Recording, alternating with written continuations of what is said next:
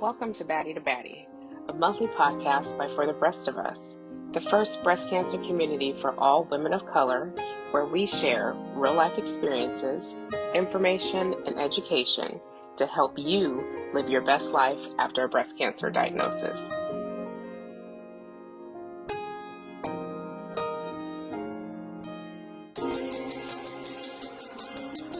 Welcome to Baddie.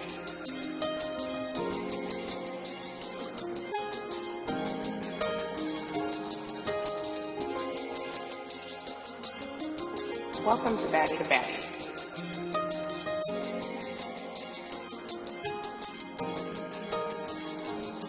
Good morning, good afternoon, and good evening, everyone. My name is Keneene, and I'm your busybody baddie because I stay busy and I stay booked.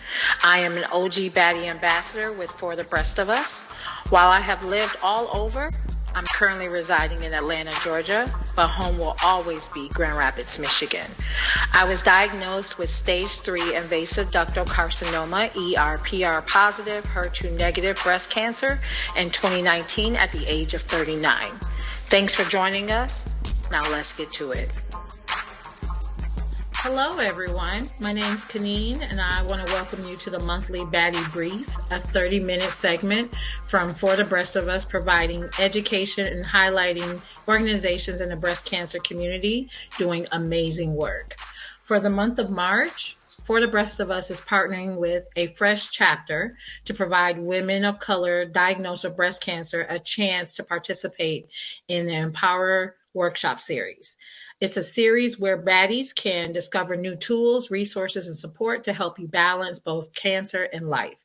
I'm excited to be joined today by my girl, Miss Latoya, Baddie Ambassador, advocate with Fresh Chapter. Thank you for being here today, Latoya. Let's get started. Let's get started. Thank you for having me. No problem. It's so good to talk with you. I know you've been in the breast cancer advocacy community for a while. Please tell our listeners a little bit, about yourself and where you were when you were diagnosed and where you're from. Sure, no problem. So, hi everyone. Hi baddies. Hey girl. Hey. So I'm Latoya. I'm from Chicago, Illinois. I was diagnosed with breast cancer in October of 2011. And at that time, I was 34 years old. I was a mother of 5. My oldest was probably just starting college at 18. And my youngest at the time was 10 years old. Yeah. So I was a mom trying to figure out what was next. Mm-hmm. In that, trying to, just go through treatment, no one talks about the mental and emotional piece, or not many talk about it. So once I finished the actual chemotherapy treatment, maybe in mid 2012, I still was emotionally grappling with trying to find my place, because when you're going through treatment, you have consistency, you build a support system. That routine. After actual treatment, you're still left trying to figure out what's next. Mm-hmm. And with that is where I started my search and my journey in advocacy, because I went online and the first thing I saw was Living Beyond Breast Cancer. Mm-hmm. And I have been an advocate with them since 2013. A little Black girl from Chicago jumped on Midwest. Come on. Yes, jumped on a plane with my 2 daughters because I knew if I was impacted by breast cancer, it was potential that they could have to deal with this in the future. Mm-hmm. And then not as a patient, at least as a caregiver to their mom. So 3 young Black girls jumped on a plane and we went to Seattle, Washington. Uh-huh. I knew no one. And that was my first conference. C4YW, Cancer for Young Women. And that was when YSC and LBBC combined their conferences. Oh, they had a partnership that year. Okay. Yes. And so I trained with Living Beyond Breast Cancer as a young advocate. And I have been in advocacy ever since February of 2013. Well, first and foremost, I want to thank you for your service, girl, because the breast cancer community truly appreciate it. I appreciated you know, as someone who is ahead of my journey, you know, you being out there and basically putting down the steps and laying down the platform for other Black girls, other Black and brown girls to come through. So thank you. And then obviously, you know, we got that vibe as being moms and being from the Midwest. I'm from Michigan, so I know it all well. And single mom with one daughter, you a G with 5 kids, girl. So I'm gonna definitely, you know, like I definitely hats off, hands down to you. Tell me, I know that a Fresh Chapter's mission is to help people make sense of the complex emotions of cancer and give them the tools, support, and community to thrive, even in the midst of challenging circumstances that we deal with being affected by breast cancer. How and why did you get started with a Fresh Chapter? Okay. So being in advocacy, I had been watching the organization for a few years. A lot of my other fellow advocates had been participants, so I was aware of the organization. But again, being a mother, I didn't know if I can take that much time away, because at that time, their programs were 2-week immersion programs out of the country. And I just didn't know if I had the bandwidth or if I could do it. But in 2019, my youngest daughter turned 18. And I was like, hey, I can do all of the things that, for one, that I had been putting off. Yeah. And two, I hadn't realized that although it was 8 years later, emotionally and mentally, I was still battling breast cancer. Oh, yeah.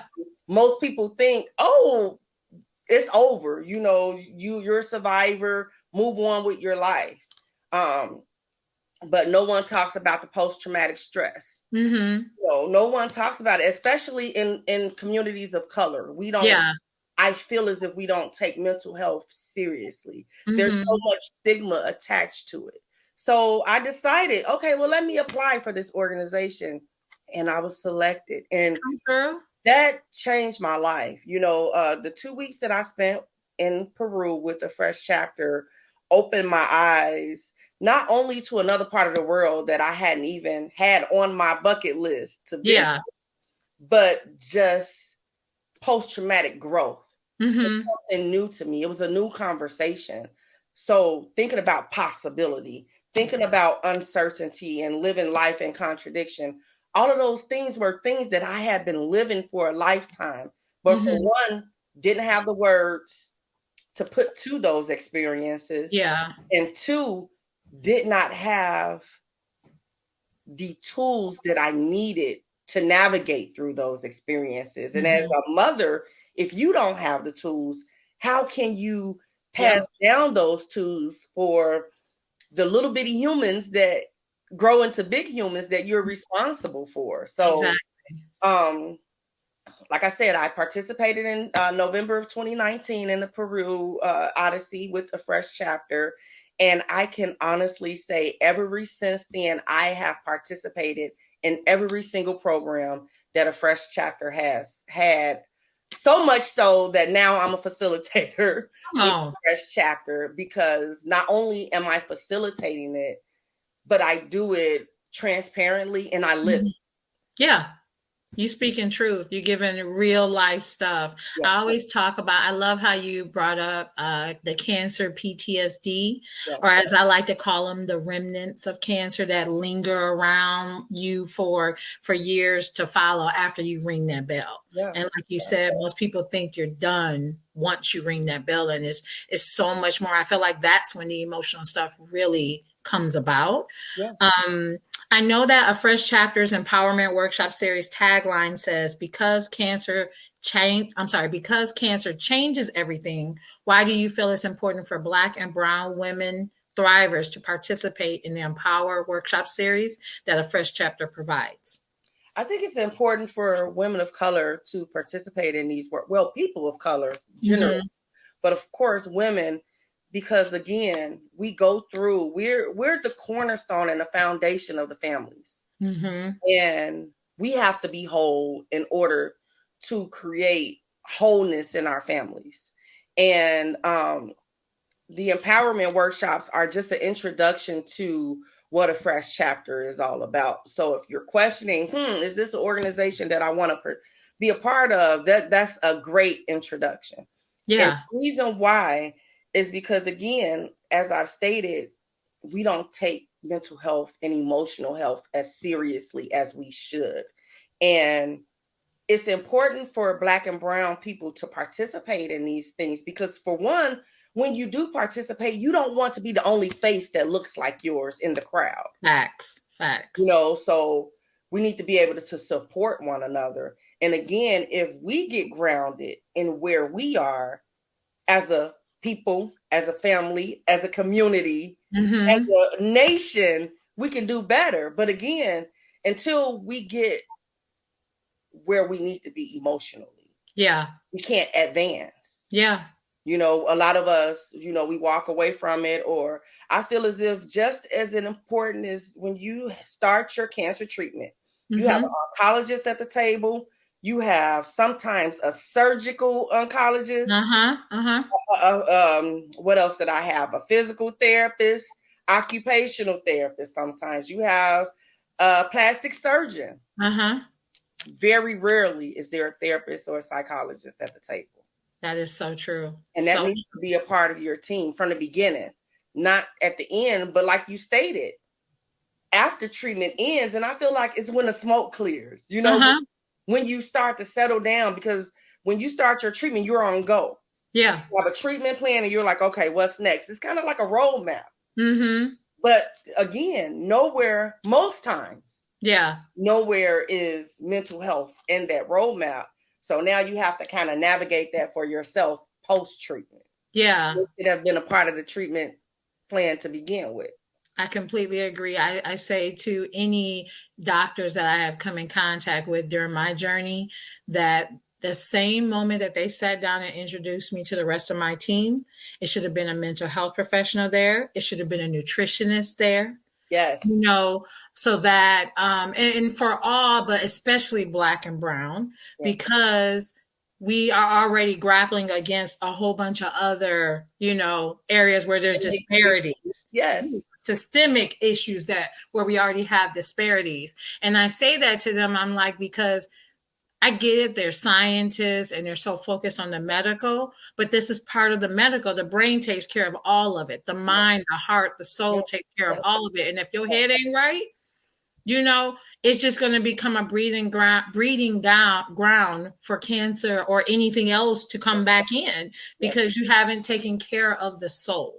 And there's so much that just stirs up. I swear, for me, literally, the day after I ring the bell and I was planning my little celebration cruise and all of that, that's when it hit me. And everybody was like, I know you're so happy and this and this. And in reality, I was depressed, but I was trying to push through because I got 60 people going on a cruise with me, and I was thankful and happy and proud that I made it through. But that mental health, it took me down that whole holiday season, and immediately after the new year, that was my focus. I got to get Keneene on the inside back to normal. So I told my doctor, I said, that's where I dropped the ball. I let them know that. I said they should have been at the table. And the moment that she came in there and said, we found breast cancer, a therapist should have been there. A mental health professional should have been there to start helping me handle that stuff now. And I think that cancer also triggers up any other emotional traumas, childhood, adolescence. Once you became a young adult, all of it like bubbles up to the surface. And it's like, oh, here you go. Add this on with your PTSD, Do you think, are those workshops that a fresh chapter has only for survivors, or is it for survivors and caregivers?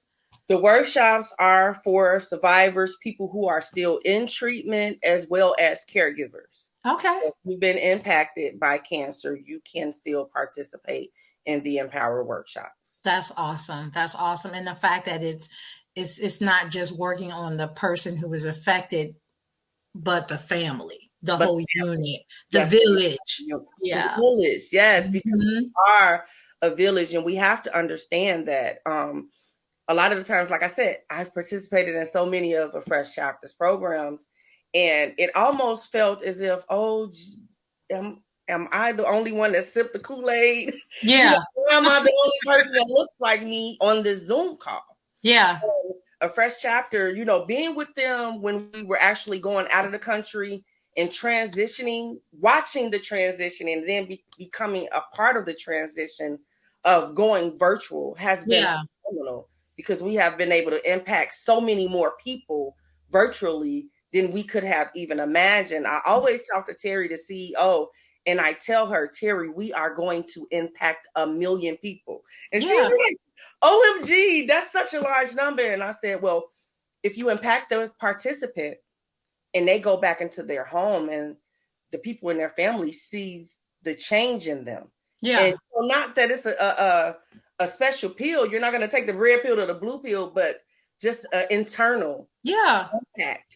And if that person goes into their family and the family sees their change, that change can be spread amongst the family. And then that family go out into the village, into the community, and then that change, it spreads. Yeah. So each one teach one, right? Yeah. Yeah. Yeah. And thankful for advocates like us who speak up.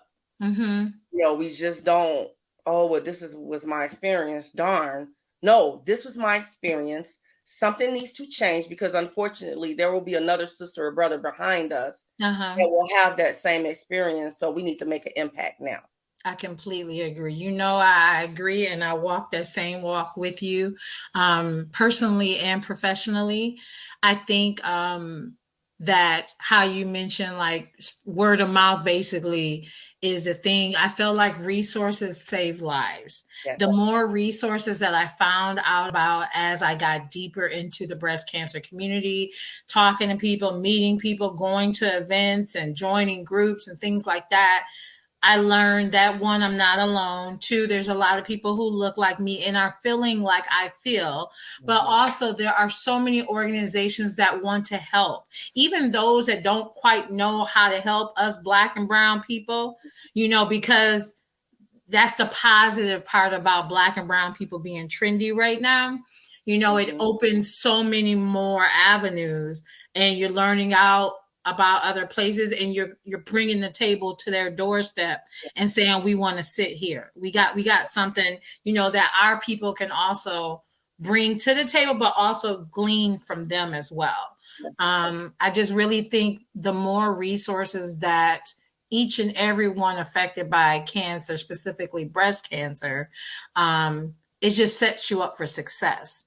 I think when you're drinking the Kool-Aid and eating the food and you amongst people like yourselves, you can't do nothing but want to get out here and share your story, spread the message, spread other people's stories, and to help another person not be alone, to have a better breast cancer experience. Yeah.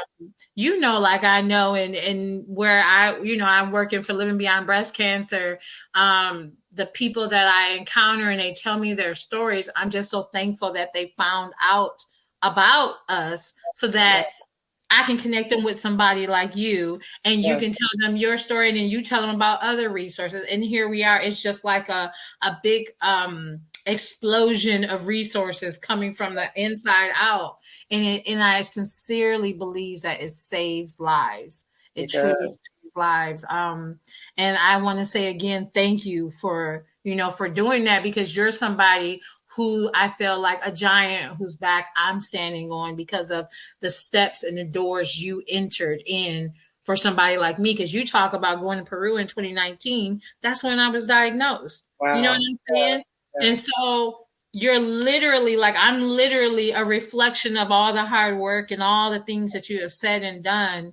You opening that door for me to now walk in the doors that I probably would have never been seen in if you didn't make the impact you made. So I say thank you again. And I sincerely mean that. I love you, girl. Absolutely. I was so happy to be able to meet you. And finally in November, when I was in Philadelphia at the Butterfly Ball for Living Beyond Breast Cancer. Yes, it has really been a phenomenal journey. But one of the things that I appreciate, one of the people I'll say I appreciate is Terry Wingham, the Fresh Chapter CEO, because she's so humble. Yeah. And I'm able to talk to her. She has a real heart to help all people, Mm-hmm. and I had a concern, and I was able to talk to her, and the PG version of it, was, hey, look, we're on these Zooms, and I just don't want the work that we're doing just to be a white sea of faces. Yeah. I want to see some faces that look like mine. And she's like, well, shit, me too. What do we do? What do I need to do? Yes. And she was open to, any suggestions that we had. And if I speak to her, I don't feel as if she's just trying to check a box. Yeah. Because what I felt, like I said, I was so elated okay, first of all, let's put a word to what I'm feeling. Mm-hmm. Second of all, you guys got tools. Oh my God. It's like a woman of color going into the beauty salon. Oh my goodness. Yeah. I was like, okay, it's tools. What do I do for this? What do I do for this? What do I do for this? And it became important. I didn't want to just be the only face that looked like mine. Yeah. Not for familiarity or just to have others around me, but hey, if these tools can impact my life the way that I'm seeing them impact my life and impact my family, every person of color that is impacted by cancer needs to be involved with this. Mm-hmm. Guess what? Oh, there's only so much the organizations can do, right? Yeah. So now it's up to the advocates, for one, like you said, to speak up about these resources. And for two, tell our stories, because we have to go back to the community and say, okay, y'all, look, I found some resources out. Exactly. They work, but we got to do the part. We got to do our work too. You have to do our work. You can't sit back and wait for stuff to show up at your doorstep. And I promise you, this is like my first time hearing about this organization. So I'm happy that I got to interview you to learn more, because I'm about to spread the word. All I do is talk all day about various organizations. But I want to get the word out there so that we can help more, and impact more and bring more faces, at least give them the opportunity to learn that these organizations are here. If you want it, you can have it. You just have to go to it. You have to connect with these people. So I definitely will be passing the word on in person, over the phone, and through socials. Latoya, tell me, how can our listeners connect with you and learn more about A Fresh Chapter? Which ways can they get to you guys? Okay, well, they can always go to the A Fresh Chapter website. The website is afreshchapter.com. Okay. And I'm listed on the website as a facilitator. Again, like I said, I was a participant, and I was able to go through the facilitator and training program. And I actually facilitated 2 10-week programs last year. Yes. So again, like I said, I've gone through these programs. I've lived them. Since I have returned from Peru, I have experienced a breakup, children leaving home, empty nesting. Come on. Yes. But I'm still standing. I did not crumble. And, it's one thing being strong and just pushing through, but it's one thing acknowledging your grief, dealing with your grief. Us being strong women is one thing, but being strong, standing tall with humility in front of our children is the most strongest thing. I always took it as it was something bad. I would feel bad for letting my children see me fall. Yeah. But as I started going through the program, I thought about it. Not only did they see me fall, but how many times did they see me get back up and rise, and rise out of ashes, things that the next person might have gone through. They wouldn't even imagine how to even navigate through those things. So, it's just giving me a different perspective with life, mothering, being a grandmother, being a survivor, being an advocate, allowing me to manifest things. That's my word for the year, manifestation. You know, cancer has brought so many things into our lives. Yeah. But the manifestation of our power is one of the things cancer can never take away. Never. Never. All it can do is grow. Yes. It has no choice but to grow. And I love how you speak about being vulnerable and showing your resiliency in front of your children. I literally just was talking about that with my daughter. You know, I used to never want her to see that I was in pain or hurting, or like I would wait till she goes to bed to cry or whatever. And then once I started opening up and sharing with her, it actually helped her to open up and to share and realize that, you know, that's why God puts your village around you. You know, he brings the people around you so that you can move, you know, you can get through and you can fall, and you got people that's like, hey, if you need me, I'm right here to help you lift up. But if you want to stand by yourself, I'm still here to support you however I can. And I think it makes our children more well-rounded adults, more rounded, well-rounded children, you know, and knowing that if I make a mistake, if I fall, that it's okay. Learn from it and get back up and move forward and do something differently. Impact differently, you know. And I agree, manifestation is an amazing word for 2022. You know, manifestation of you, manifestation of the things you want to do. You know, I love that word. You know, I might have to borrow it myself. You can share in the manifestation. I'm a firm believer that we all have specific duties that we were put on this earth for. And I remember my fellow advocate, Sheila Johnson, we started together and we were doing this Shades of Brown thing. And here comes For the Breast of Us. But you all came through with a fire. Yeah. On top of a rocket ship.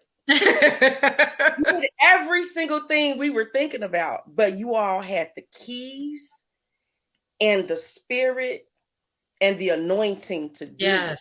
So there's no need to tear the next woman down. We can build each other up, because unfortunately there is so much work to do in this space.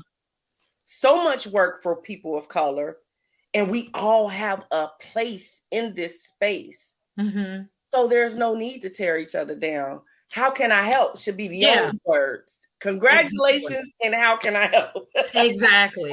And I feel like it's so much space to do so many different things. And even though we're all striving to get to the same, you know, same goal of basically supporting, uplifting our fellow sisters and brothers who are affected by cancer, but you can do it a different way. And guess what? Like you said, I think this is awesome. How can I help? How can I spread the word? How can I, you know, bring more people to your organization? So we definitely appreciate, you know, and love that that's how you saw how For the Breast of Us hit the scene.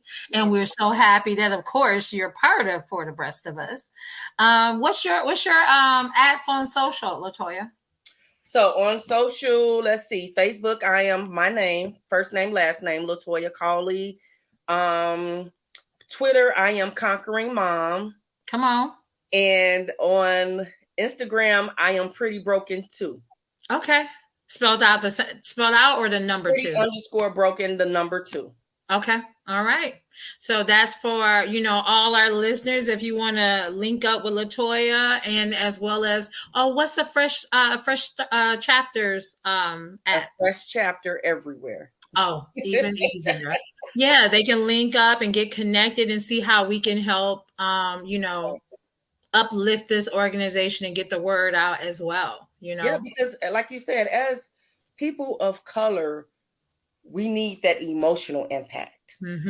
These resources, although I've been in advocacy, I kind of self-titled myself as a community liaison, because I want, once I participate in these resources, I'm bringing them back to the communities like, hey guys, look what's out here. I didn't know about this. And it works. Yeah. You know, and it works. You know, so I'm always bringing resources back to, even when I started with Living Beyond Breast Cancer, I had a really big portfolio of all of their pamphlets. And when I would go to the doctor's office, I would take that portfolio. Why aren't these in the waiting room? Exactly. Why aren't these resources in the waiting room? They are specific and they're needed. So when I get a hold of a resource, an outlet, anything, I'm taking it back to the community. Mm-hmm. Those things need to be said. They need to be done. They need to be heard. They need to be read. Yep, they need to be shared. Yeah, absolutely. Mm-hmm. Absolutely. Well, I want to thank you, Latoya, for putting us up on game about a fresh chapter and the work that you're doing in the community as a whole. We love seeing baddies not only advocating for themselves, but of course, advocating for others. To our listeners, please make sure that you like, share, and subscribe to Baddie to Baddie wherever you listen to your favorite podcast. And tune in next month for another Baddie Brief. Thank you again, Latoya. Thank you. All right. This is another Baddie creation brought to you by For the Rest of Us. Don't forget to subscribe to Baddie to Baddie wherever you get your podcasts. And follow us on Facebook and Instagram at For the Breast of Us, on Twitter at The Breast of Us, and check us out online at breastofus.com. Thanks for listening.